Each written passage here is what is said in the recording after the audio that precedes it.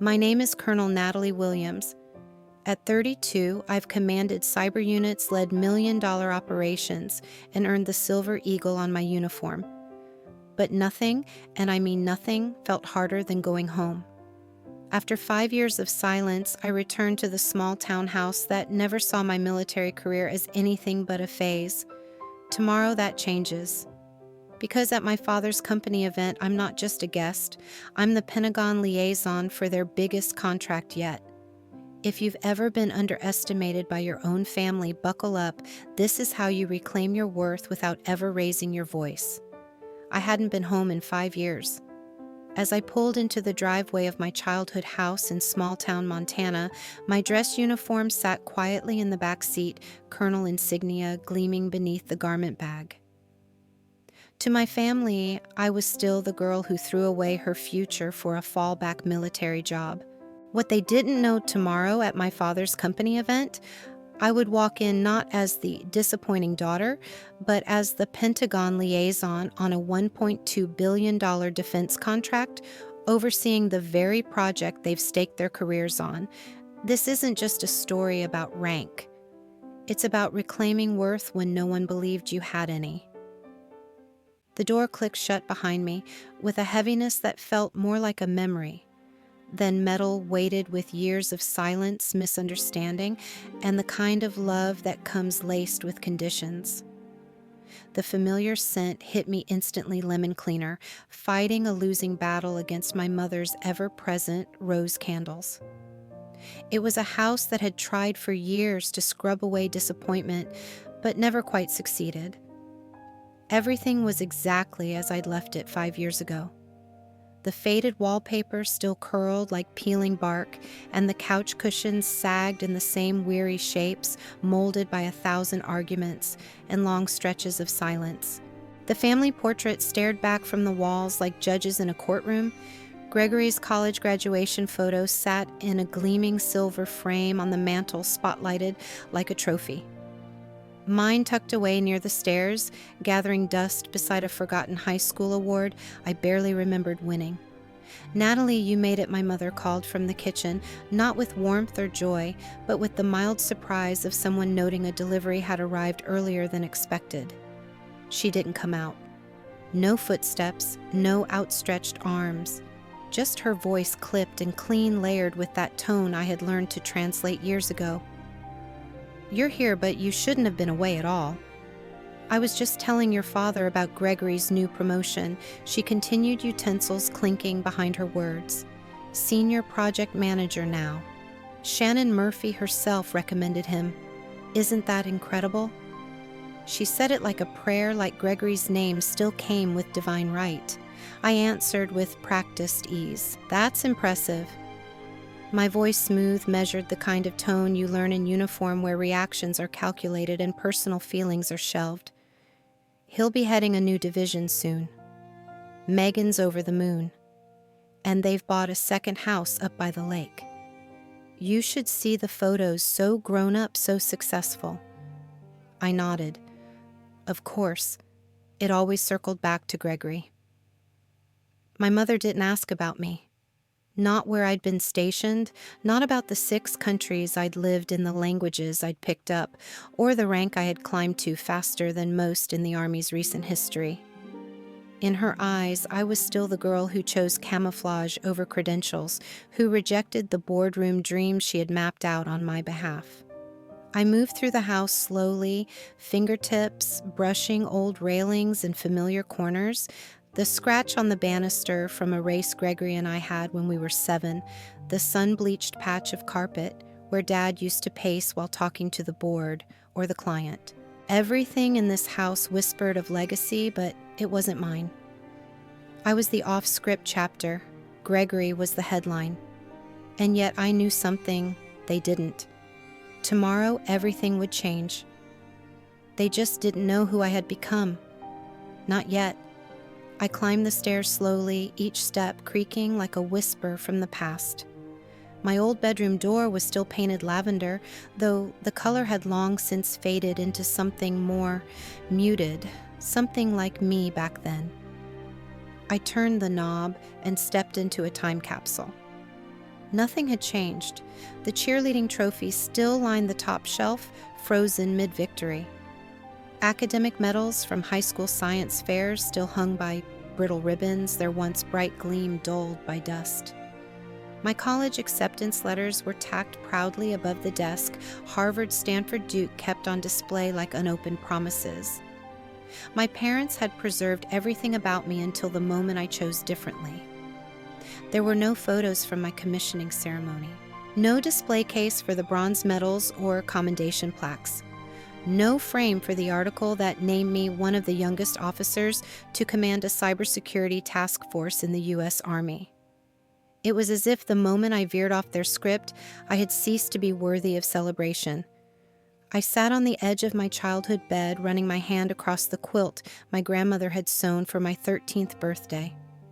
That was the year my father first told me, "You've got a sharp mind, Natalie. You could run a company someday."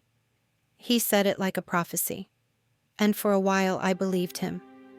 But that prophecy came with conditions unspoken but ironclad. Be the daughter who fits, the daughter who follows. The daughter who goes to business school, interns at Pinnacle, works her way up like Gregory was already being groomed to do. I had shadowed my father at the office in high school. I'd written essays about supply chains and leadership metrics while other kids were discovering poetry and punk bands. I was supposed to be the legacy, the next generation. The Williams name continued, until I wasn't.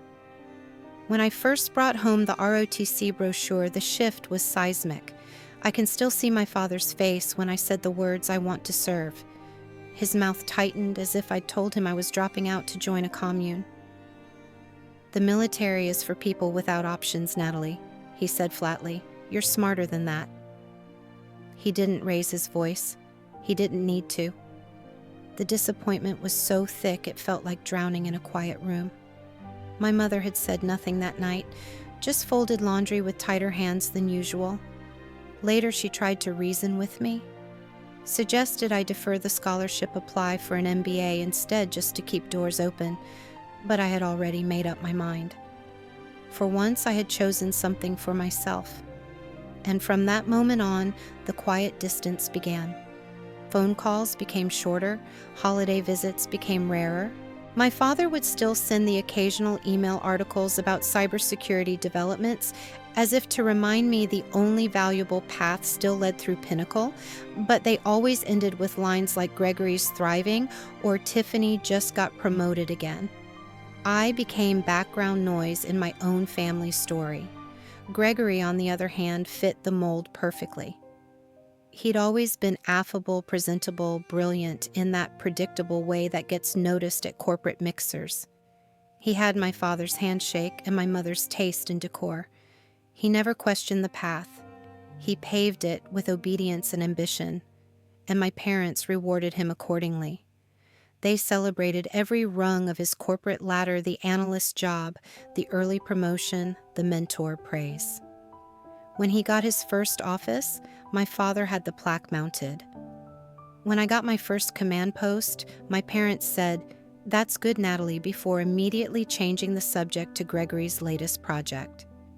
It wasn't just favoritism, it was strategy.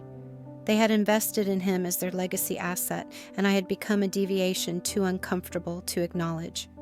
I opened my suitcase and removed my dress uniform from its garment bag, careful not to wrinkle the midnight blue fabric. The silver eagle of my colonel rank glinted faintly in the dim light. I ran a finger along its edges. This rank, earned not gifted, had cost me years of sweat, grit, and resolve. Long nights in simulation labs, missions I couldn't talk about. Operations that required split-second decisions and complete accountability. Every promotion had come with blood, both literal and metaphorical. Yet back home, none of it seemed to matter. To them, I had turned my back on success. But the truth was, I had turned towards something bigger, something more meaningful. And while they built their lives around predictable goals and suburban milestones, I had built mine on purpose. Still, the pressure to become the version of Natalie they had wanted, that pressure had never left. It lingered like fog, seeping into moments of doubt, whispering that my path only mattered if they finally saw it. And now maybe they would. Tomorrow wasn't just another company event. It was the unveiling of Project Aegis, a $1.2 billion defense initiative that would define the next decade of military cybersecurity. Pinnacle was the primary contractor, and I was the Pentagon liaison with full authority.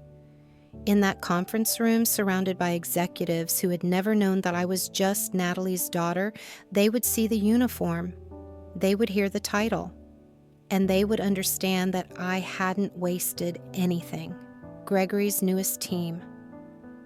They reported to the contract I oversaw, my father's division dependent on the protocols I had designed. For the first time, I wasn't outside their world, I was above it. Not for revenge, not for applause, for truth, for validation. For the little girl who once believed she had to choose between being loved and being herself. I hung the uniform in the closet behind old jackets and forgotten dreams. Tomorrow I would put it on, not as a shield, but as a declaration. They had written my story for me once. Now I was taking the pen back. Morning light crept through the old curtains, brushing softly against the dress uniform hanging silently in the corner of the room.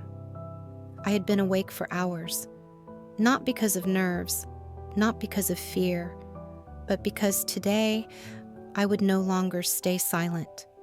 I sat upright at the vanity I'd used as a teenager. The mirror, now chipped at the edges, still reflected a version of me I once doubted could exist. Steady, self-possessed, no longer in need of approval from anyone, not even those who should have offered it freely. Every step of my preparation felt ceremonial. The uniform was perfectly pressed, each crease a reflection of discipline. Every medal, every pin, every stripe, more than decoration, they were declarations I earned this. I deserved to be here. My hair was secured by regulation. My shoes gleamed like polished resolve. I clasped the watch General Grant had gifted me. This isn't to track time, it's to remind you it's yours now. Today wasn't about revenge, it was about truth. My father still believed this event would be his chance to impress the CEO to leverage the military contract into a long-awaited promotion. He had no idea the person with final sign-off on that very contract would be his daughter, the one he had once told the military is for people with no options.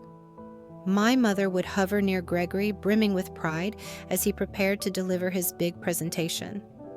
She wouldn't imagine that the person evaluating his plan wouldn't be Shannon Murphy, but me. I wasn't wearing my uniform to provoke. I wore it because today I represented something larger: integrity, discipline, and a truth that could no longer be ignored. Beneath this midnight blue fabric were scars I never shared, sleepless nights during emergency missions, life or death decisions made in red-lit command rooms, personal sacrifices traded for national security. They never asked about those things. They never needed to. But today, they wouldn't be able to look away. I went over everything once more: uniform credentials, security clearance, briefing documents. Every detail was accounted for. 7:12 a.m. I heard my father's car roll out of the driveway. No doubt Gregory was in the passenger seat rehearsing his pitch. They didn't know I'd be attending. They didn't know I wouldn't be in the audience. I'd be at the front of the room nameplate in place Colonel Natalie Williams, Pentagon liaison. I walked downstairs, each step grounded, deliberate. Gone was the girl who used to shrink into shadows while her family toasted Gregory's achievements. The front door clicked shut behind me. The early air kissed my face, cool, clean, present. I slid into the driver's seat, the seatbelt clicked into place. The GPS lit up 15 minutes to Pinnacle Defense Systems. 15 minutes until the world I left behind saw the woman I had become. I adjusted the mirror, sat tall, and turned the key. Today wasn't about proving them wrong. Today was about stepping fully into the light, as who I've always been. The dining room looked smaller than I remembered, maybe, because silence takes up more space than furniture. The table was set with the same meticulous care. It always had ivory linen laid like a shroud silverware, aligned with surgical precision, and the same overused floral centerpiece my mother dusted off only when the guest list included people she wanted to impress. Apparently, I didn't qualify. Gregory swept in with Megan on his arm, both glowing in that glossy corporate sheen that makes you feel underdressed no matter what you're wearing.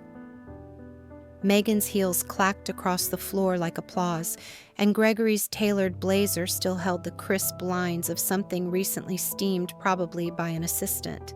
They wore their success like scent, a cologne of effortless admiration. "Tiffany's here too," my mother announced with the cheer of a game show host unveiling a prize car. She just closed a multi-million-dollar deal for the bank. Such a sharp girl. I nodded at Tiffany, who at least had the decency to offer a sheepish smile before giving me a quick warm hug. "It's good to see you, Nat. Been way too long," she said, genuine, but already half drowned in the undertow of performative pride that filled the room. We took our seats arranged like exhibits in a gallery of curated excellence. My father Albert sat at the head of the table, like a distracted king, eyes drifting down to his phone between bites, skimming emails that clearly mattered more than anyone in the room. My mother distributed dishes with ceremonial grace, but her attention orbited Gregory. He was the sun, and the rest of us were left catching shadows. Then came the inevitable show. "I wanted to tell you all about the new project I'm heading," Gregory began, voice gleaming with self-congratulation. "Shannon Murphy handpicked me. High-level interface development, totally cutting edge." "Shannon doesn't hand out leadership lightly," my father chimed in, pride ballooning his chest. "You must have really impressed her son." Gregory tossed me a glance, a subtle, smug challenge. "Funny thing," he continued, "it's actually the same contract we've been working on for years." Shannon figured a fresh perspective might speed things up. Fresh or naive.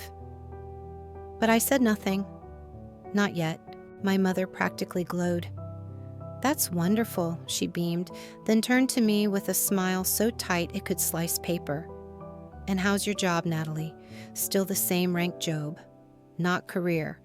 As if what I did could be boxed into time cards and lunch breaks, not years of service strategy and survival."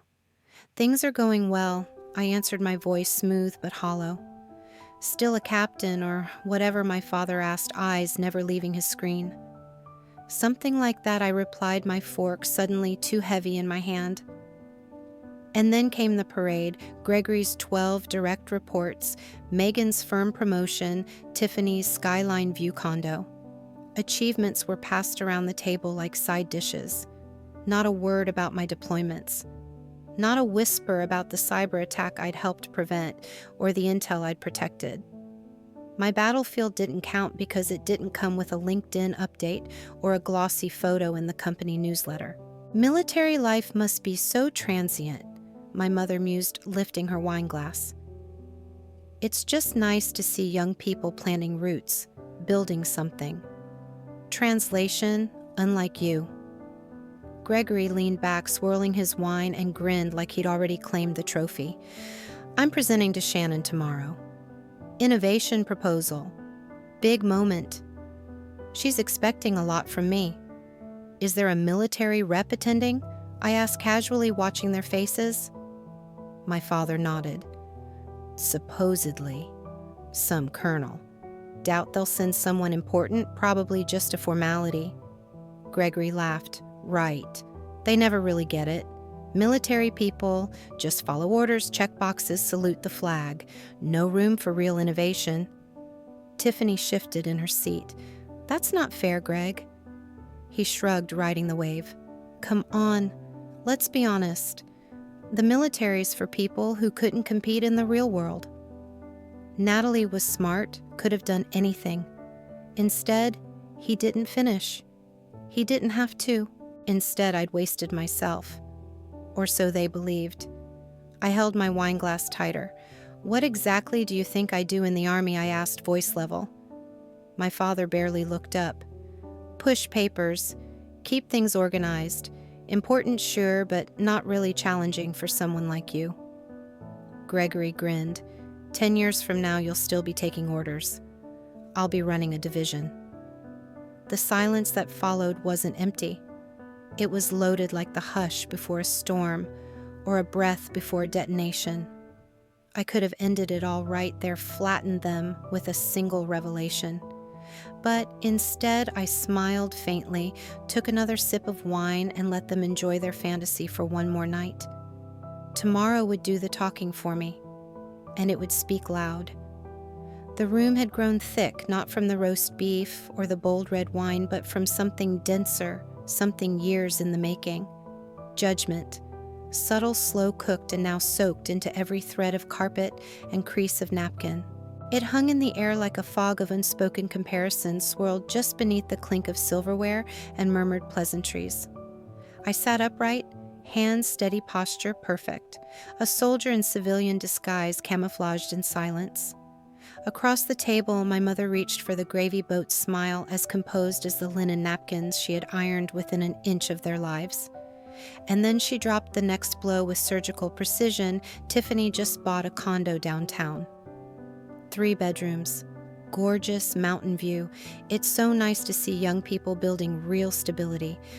Real stability. The words echoed bright and sharp like glass against concrete. I'd served on 3 continents, made life or death calls under missile alerts, written cyber defense protocols that prevented classified leaks and potential attacks on U.S. soil. But apparently, stability only came with granite countertops and a 30-year mortgage. Tiffany, bless her, shifted uncomfortably. "It's really just good timing in the market," she said, her voice soft in an attempt to deflect the spotlight. But my mother wasn't done. Still, she continued, placing her napkin gently in her lap. "It's just lovely when someone's life has structure. Not all that floating around, moving every couple of years. No eye contact. Just a surgical slice through sweet potatoes and dignity." I looked around the table. They thought they knew who I was. They didn't know a thing. Then my father cleared his throat as if to change the subject, but only succeeding in twisting the knife further. "Tomorrow's visit from the CEO is crucial," he said, addressing the table, but really only Gregory. "I've been at Pinnacle 28 years. If this contract goes well, I might finally get the VP position." Gregory leaned in like a knight presenting his sword to the king. "My team is presenting first. Shannon's already said she's excited about my proposal." "You've worked hard, sweetheart," my mother cooed, glowing with pride. "You and Megan really deserve this." Then, almost as if by obligation, she turned to me. Her voice softened and sincere. "And Natalie, you're doing well too, right? Still a captain, still a captain." As if everything that had happened between my commissioning ceremony and this dinner table, everything I'd become, built, survived, had been one long, stagnant loop. I paused. Let the question hang in the air. After Afghanistan, after Berlin, after coordinating cyber defenses during Red Eagle Protocol and commanding teams during the takedown of a dark network that nearly crashed half the country's satellites. After earning a promotion that very few had achieved at my age, let alone as a woman. "Something like that," I said, voice, even eyes, steady. Gregory chuckled, swirling his wine like he'd already won the night. "Must be nice getting paid to check boxes and wear a uniform. No deadlines, no shareholders. I wish my job were that simple." I set my fork down. Tiffany frowned. "Gregory." He raised a hand. "No offense, but let's be real. The military's a fallback. It's where people go when they can't hack it in the real world. It's safe success, titles without risk, predictable, controlled." My father nodded thoughtfully, as if this were a reasonable observation. "We've always known you were bright, Natalie. That's why it was so hard to understand when you made that choice. The military's noble, sure, but it's not ambitious. Not for someone like you. Someone like me." The phrase hit colder than any battlefield win. "What exactly do you think I do in the Army?" I asked carefully. no emotion bleeding into my tone. My father shrugged. You manage things. You follow protocol, chain of command. Keep things organized. Important work, I suppose, but not innovative. Not like Gregory's field. Gregory leaned back, folding his arms. 10 years from now, I'll be running a division. You'll still be following orders. That is if you haven't burned out. The room faded for a moment. The clinking dulled. The wine in my glass trembled slightly as I lifted it. Inside I burned, but outside I didn't blink.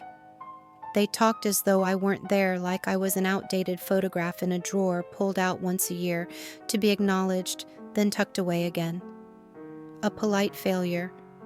And for a moment I almost told them, almost let the truth break free and flood the room, that I was a colonel, that I held final oversight on the $1.2 billion military contract Gregory was so proud to pitch tomorrow, that every decision, every innovation, every timeline on his team would pass through me, that I, not Shannon Murphy, was the final signature. But I didn't, because tomorrow would speak louder than I ever could, so I picked up my knife. The scrape of silver against porcelain cut through their delusions better than words ever could. Let them sit in their smallness a little longer. The reveal would taste better after a night of underestimation. That night, long after the dinner dishes were cleared and the echoes of my family's self-congratulations had faded into the drywall, I sat alone on the edge of my childhood bed. The uniform hung in the closet like a quiet witness, midnight blue, polished, unassuming. But if cloth could speak, it would tell stories far louder than this house had ever allowed me to. I traced the curve of the colonel insignia with my thumb, letting memory take over. I was 19 when I walked into my first ROTC training camp, too smart, too serious, too underestimated. The instructors saw a bookish girl with a 4.0 and a quiet voice. They didn't know yet how much fight could live behind silence. The first year was all push-ups and protocol lectures and bruised egos. I learned how to fire a rifle, how to dismantle one blindfolded, how to lead when no one wanted to follow. I learned how to keep moving when your muscles screamed and your heart didn't believe you could take another step. But what I learned most of all was how to endure. I was commissioned as a second lieutenant at 21. Only Tiffany came to the ceremony. My parents couldn't make it due to a client retreat in Aspen. I never asked for an explanation. I stopped asking for a lot of things after that. My first deployment was to Europe, Germany, then Romania. Quiet bases, long hours. I gravitated towards cyber defense units, fascinated by how wars were shifting from bombs to bandwidth. While Gregory was managing spreadsheets, I was managing firewalls that kept state-sponsored hackers from shutting down communications across entire NATO divisions. By 23, I made captain, leading a task force in a counter-cyber offensive that neutralized one of the most sophisticated phishing networks targeting U.S. defense contractors. No article, no family call. Just another update email sent into the void. What I didn't get in praise, I earned in momentum. At 26, I was promoted to major after exposing a layered breach attempt within the Army's own infrastructure, a breach that, if left unchecked, could have compromised logistics for nearly 40,000 personnel. The debrief report went straight to the Pentagon. My name was mentioned in rooms I hadn't yet stepped into, but the promotion that changed everything came from someone who truly saw me. Brigadier General Eleanor Grant.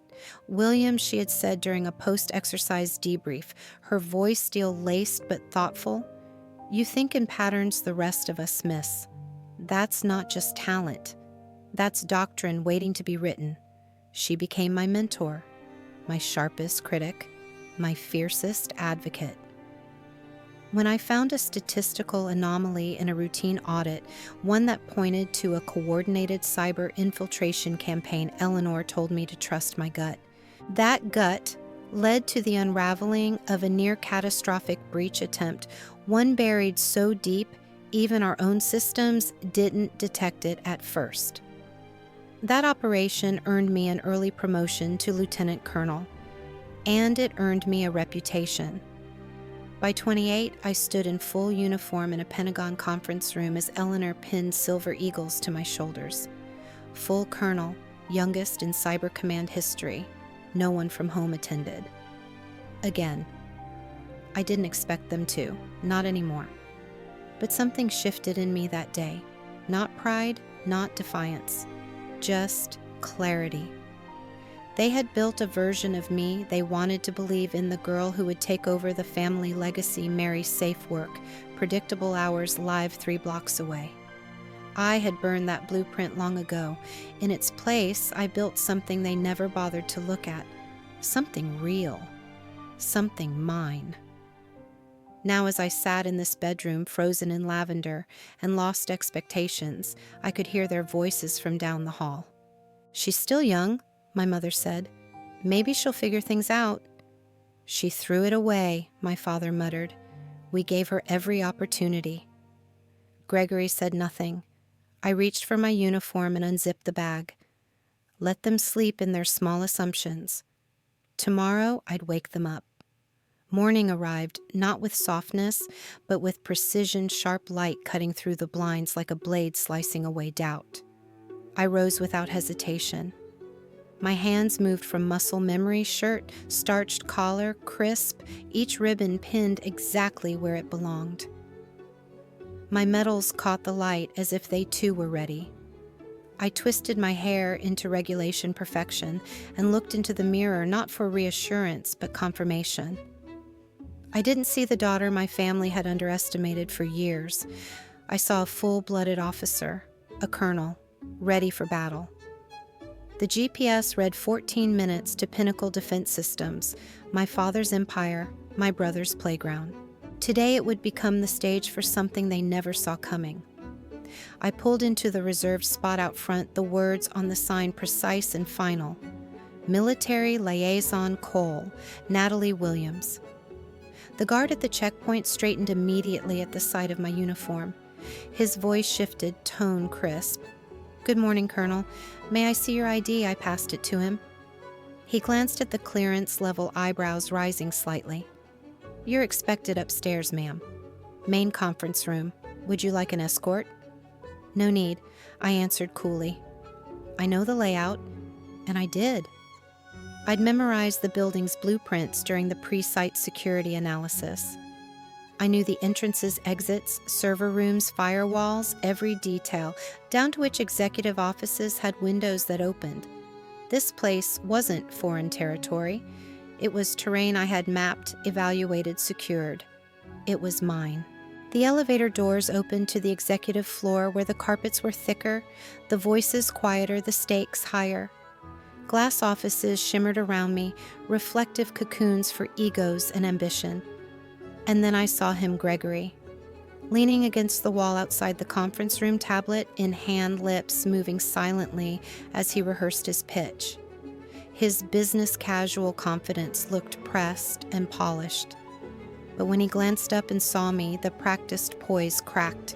For a full 2 seconds, he didn't speak, just stared. "Natalie," he finally breathed. What are you doing here? Why are you wearing that?" His eyes dropped to the eagle insignia on my collar. His face paled. "Colonel." That one word detonated in his head. "I'm here for the project review." I said, my voice steady, my presence deliberate. Before he could respond, our father appeared at the end of the hallway, flanked by 2 executives. His voice, mid-sentence, trailed off when he saw me. His steps slowed. His smile flickered, faltered, fell. He looked me up and down, alarm beginning to rise. "Why are you in uniform?" he asked, keeping his voice low but taut with tension. "Because I'm here in my official capacity," I replied. "The meeting starts in 20 minutes. I'd like time to prepare." The executives beside him turned eyes, catching the silver eagles. Barbara Jenkins from legal stepped forward first. "Colonel," she said, surprised but respectful.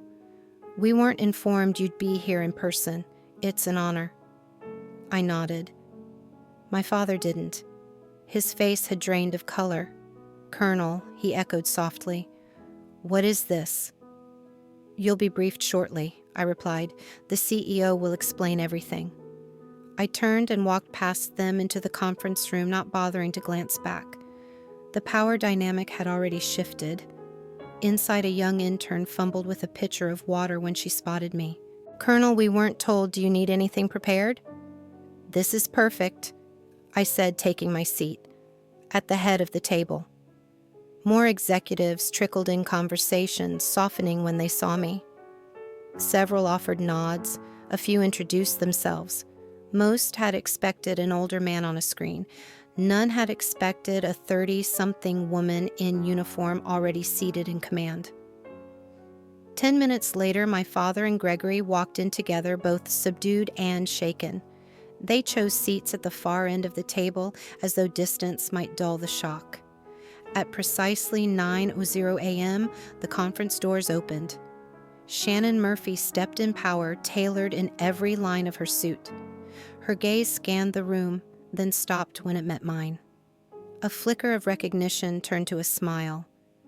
"Colonel Williams," she greeted warmly, reaching out her hand. What a surprise. I thought we were scheduled for video. "I happen to be in town visiting family," I replied smoothly. "Thought it might be more effective to attend in person." She nodded, pleased. "Excellent initiative." Then she turned to the room and with one sentence flipped the script for everyone present. For those who haven't met her in person, this is Colonel Natalie Williams, the Pentagon's liaison for Project Aegis. She holds final approval authority on all military-related specifications, security evaluations, and budget allocations. The silence that followed was absolute. I didn't need to look at my father. I didn't need to look at Gregory. I could already feel the tremor ripple through the room, felt the eyes turning, recalibrating. This was no longer a family dinner. This was a reckoning. And I had just taken my seat. The room had never known stillness like this. After Shannon Murphy's introduction, the air turned electric heavy, stretched taut, as if the entire building had exhaled and forgot how to breathe.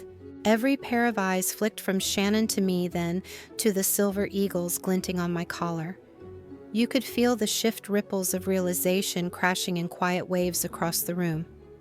The colonel they'd read about in emails was sitting right here. And she wasn't some nameless Pentagon contact. She wasn't a distant official in a Washington, D.C. office. She was Natalie Williams, Albert's daughter, Gregory's sister, and suddenly not at all who they thought she was. Shannon didn't miss a beat. "Let's begin," she said, flipping to the day's agenda with businesslike ease. "Colonel Williams will be joining us for today's review. Please direct all military-related updates and technical verifications to her." I nodded, slightly calm, but unmistakably in command. The first presentations began awkwardly. Project leads shifted in their seats, glancing toward me like I was both a guest and a judge. Their voices were tight rehearsed, but I made it easy. My questions were crisp, precise, and rooted in fluency. I wasn't just someone from the military. I was a technical authority, one who spoke cyber infrastructure, multi-layered threat defense, and active encryption protocol like it was my native tongue. Every time I spoke, the room shifted. People leaned in. Some blinked, as if recalibrating everything they'd assumed. Others took notes faster. And then Gregory. He approached the front with his usual bravado, but it faltered at the edges. The confident set of his shoulders didn't match the tension in his jaw. He cleared his throat and launched into his pitch, eyes fixed on his tablet, never once lifting them to meet mine. As team lead for user interface integration, he began his voice too fast. "I've developed a streamlined management console for threat monitoring. We've leveraged behavioral analytics to create predictive alerts for internal breaches." He powered through his talking points like a man running from something, like a man who realized too late the rules had changed. When he finished, I waited a beat, then leaned forward slightly. Mr. Williams, I said, my tone cool, professional, precise. What encryption framework is your console using to manage cross-platform threat recognition? He blinked. We went with a dual token authentication model. And how have you accounted for handshake latency between legacy infrastructure and adaptive defense protocols? His silence stretched just a second too long.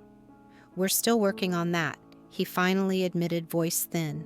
You'll need to submit a revised integration strategy by week's end, I said. Delays in synchronization introduce vulnerability to the entire defense net. He nodded quickly, and I could see the flush rising in his face. Across the table, my father sat still, hands folded, expression unreadable. Not angry, not proud, just stunned. Like something had come loose in his framework and he didn't know what to do with the gap. The next rounds of presentations were smoother. My authority wasn't questioned. If anything, it was sought out. By the end of the meeting, I'd spoken more than any other person in the room.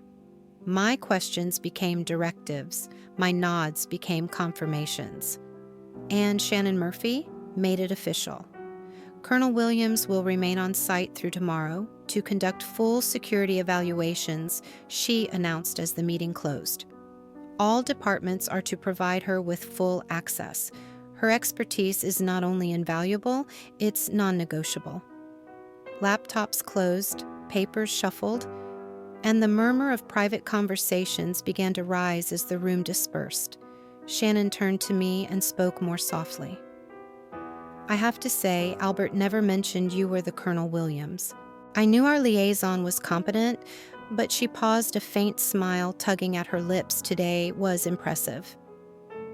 Thank you, I said, and for the first time glanced toward my father. He was still seated, still processing. Gregory leaned against the wall by the door, arms folded tight. The flush hadn't faded. My father finally stood, his posture slower, less certain. He stared at me as if I'd pulled off a magic trick he couldn't reverse engineer. You've been a colonel for 6 months, he asked, the words tasting foreign. Yes, I said, level. He gestured to the room, to the table I had just dominated. And this whole thing, it's your project. My project to oversee, I clarified. I hold final implementation authority as Pentagon liaison. Every major decision routes through me. He blinked again. His world, his legacy had just rearranged itself. Behind him, Gregory muttered as if unable to stop himself. You outrank me.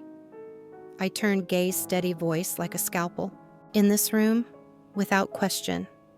At exactly 11:00 a.m., I stood outside my father's office, the fluorescent hallway light casting a long, clean shadow beneath my boots.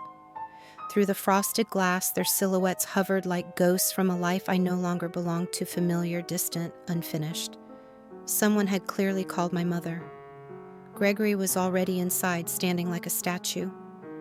My father sat at his desk, as he always had, but today the posture looked more like retreat than command. I knocked once. Enter, came the reply. Not barked, not brisk, just tentative. I stepped in, each movement precise. My uniform was immaculate, creased along regulation lines.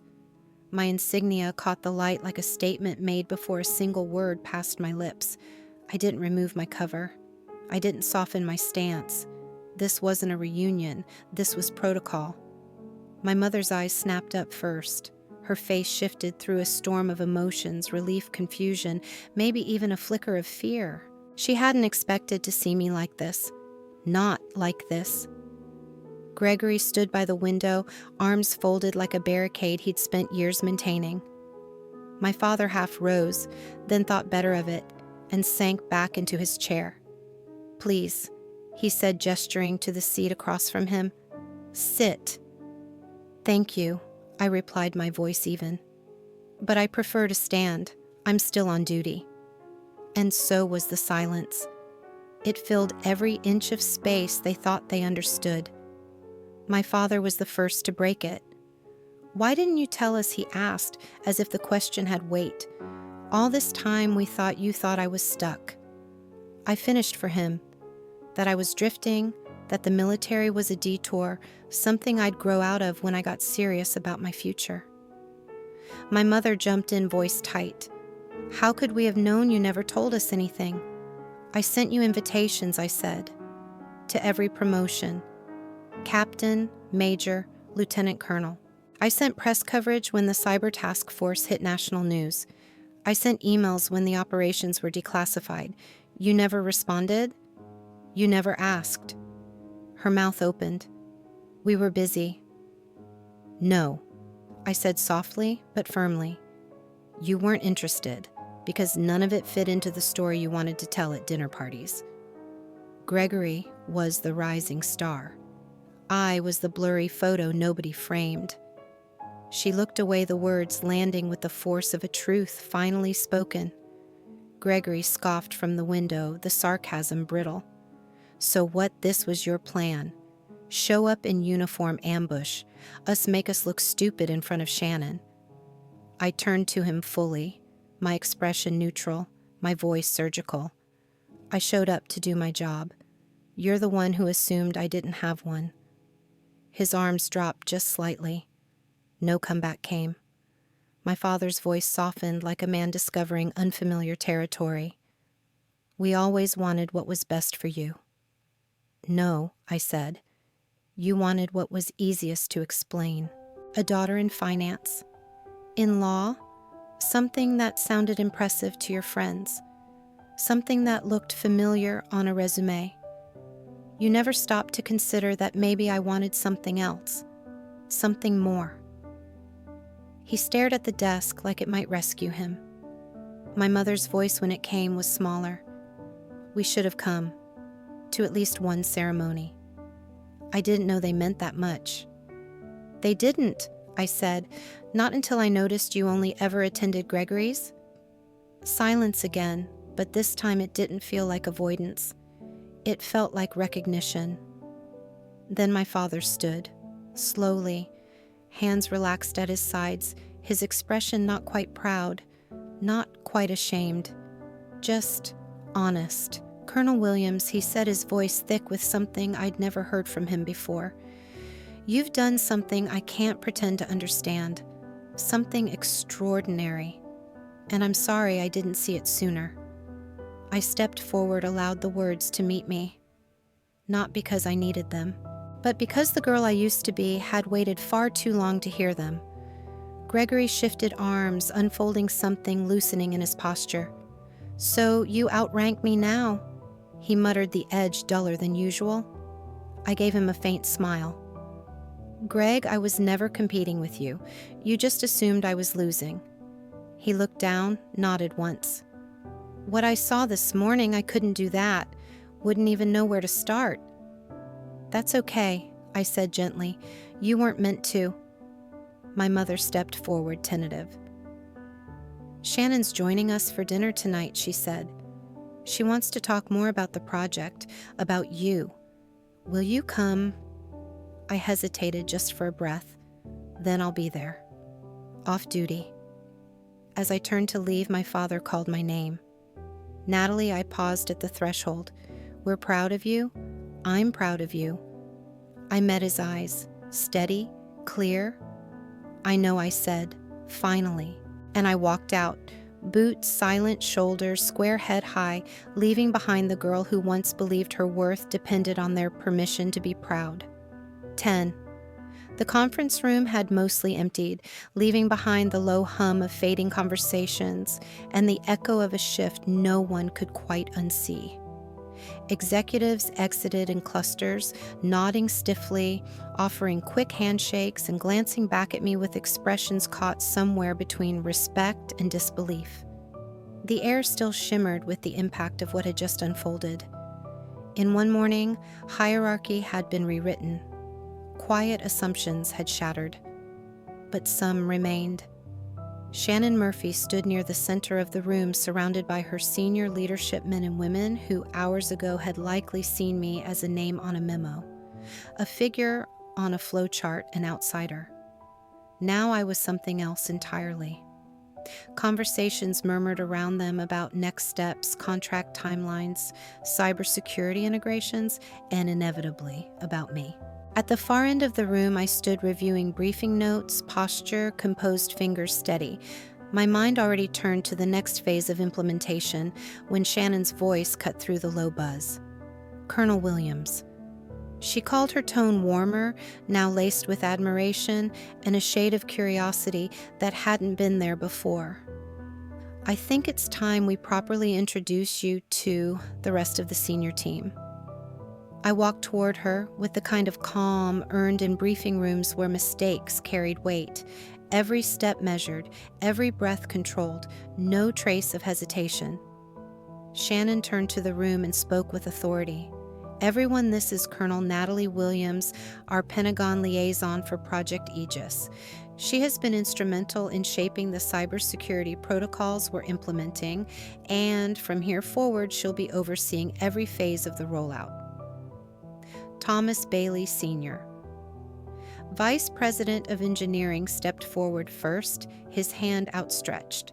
Colonel, he said, his voice full of professional respect, your paper on adaptive countermeasures against quantum infiltration that changed how we approach back-end architecture. You've already set a new benchmark. Thank you, I replied, returning the handshake firmly. We'll need to keep raising it. This project can't afford legacy weaknesses or blind spots. From the corner of my eye, I saw him, my father, watching from a few feet away, motionless, mouth slightly open as if forming a sentence he hadn't prepared for. No smugness, no dismissal. Just a raw, uncomfortable quiet. Then Shannon turned to him. Her brow creased slightly, realization dawning as she connected names and positions, timelines and relationships. Albert, she said slowly, this is your daughter. He blinked as if her words required translation. Then he nodded. She is. Shannon stared at him for a beat. You never mentioned that your daughter is the Colonel Williams, the one we've been reporting to? His voice lowered. I didn't know. It was a small admission. But in the weight of this room, it landed like a confession. A murmur rippled across the group. Thomas Bailey looked between us. She's been overseeing the project we've spent 2 years developing, and we had no idea she earned it, Shannon said, cutting the rising speculation clean. On her own, I've read her entire record. She wasn't placed here by family ties. She was appointed for results. Period. From the back, someone added quietly, damn right. I could feel every eye pivot toward me again, but one pair more heavily than all the rest. He had once told me, with all the authority of a father and corporate director, ranks don't mean anything in the real world, Natalie. Now he was watching a room full of executives listen to my every word as if I were the only real authority present. I didn't look at him. I turned to Shannon. If this is a good time, I said I'd like to present a brief overview of next phase compliance protocols and system alignment. Perfect timing, she said, already gesturing to the screen behind me. I returned to the head of the room where I now belonged, not beside my father, not behind my brother, but as the expert they hadn't known they needed until I spoke. I launched the presentation. As I walked through layered encryption models, contingency redundancy plans, and escalation risk trees, every executive followed along with laser attention. They didn't interrupt. They asked concise, relevant questions. They deferred. But Albert Williams didn't say a word. He just watched. Not with the disappointment I had grown up breathing, not with skepticism, not even with pride, with something deeper. Recognition. The presentation ended. Shannon closed her notebook with a satisfied nod. Impeccable, she said to the room. We're lucky to have you leading this. Then she added more lightly, but no less intentionally, and lucky that Albert raised someone with that kind of mind. There was a pause, gentle but heavy. A beat in which every person in the room turned to see what? There was a pause, gentle but heavy, a beat in which every person in the room turned to see what I'd say. And for the first time, I looked directly at my father, my voice calm and clear. "We all raise ourselves eventually," I said. "The mission just helps us choose who we become." And the silence that followed, that was the sound of a narrative finally, irrevocably rewritten. The moment the final presentation ended, silence fell over the conference room like a curtain drawing shut on an old play.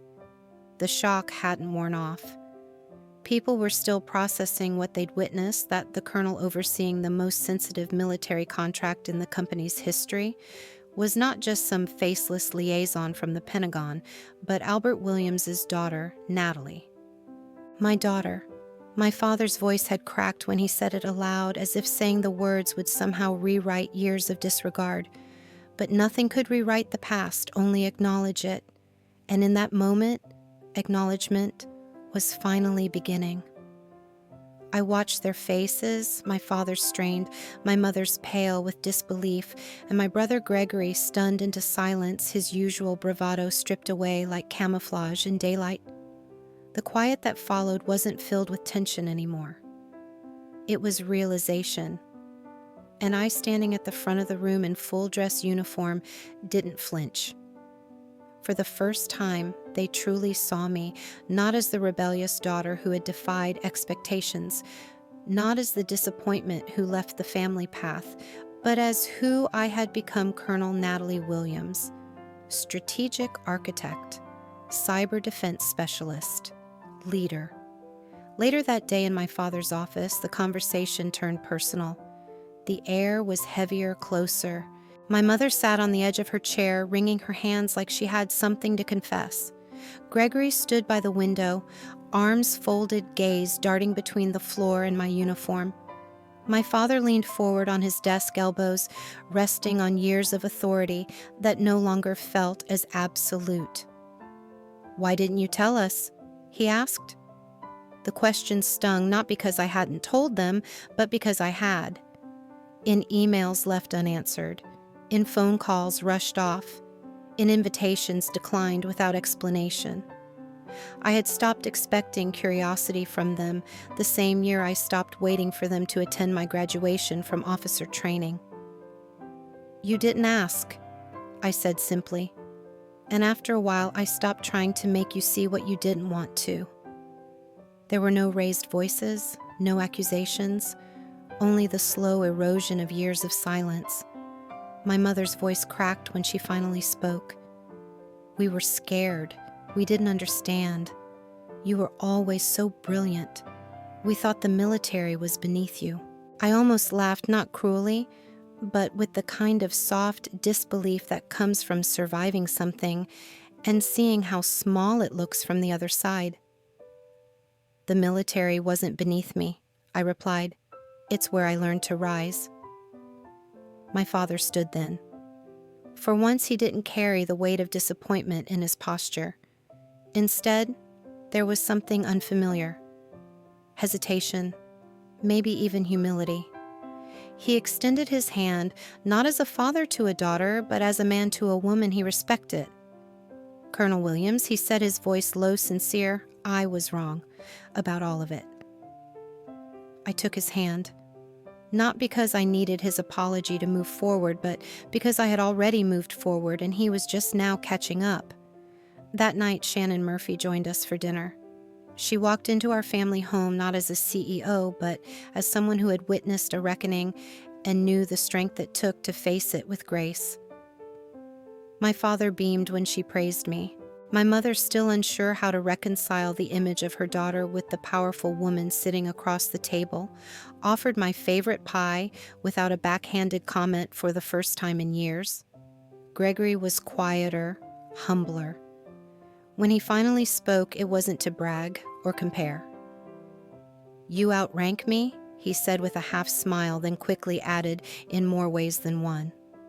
And honestly, you earned it." 6 months later, they visited me in D.C. My apartment overlooked the Potomac walls lined with shadow boxes, awards, and commendations they'd never seen before.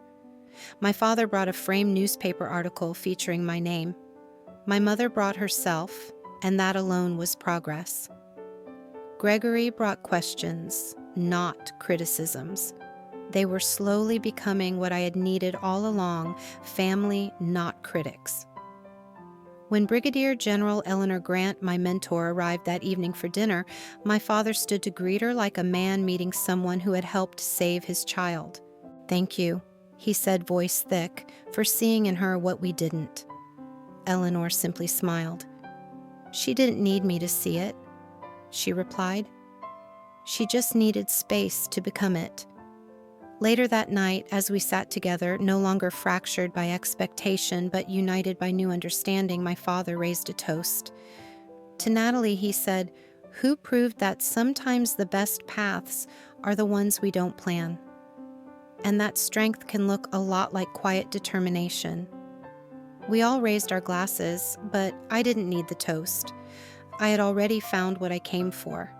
Not approval, not validation, but clarity, peace, and finally the truth that my worth was never tied to their recognition.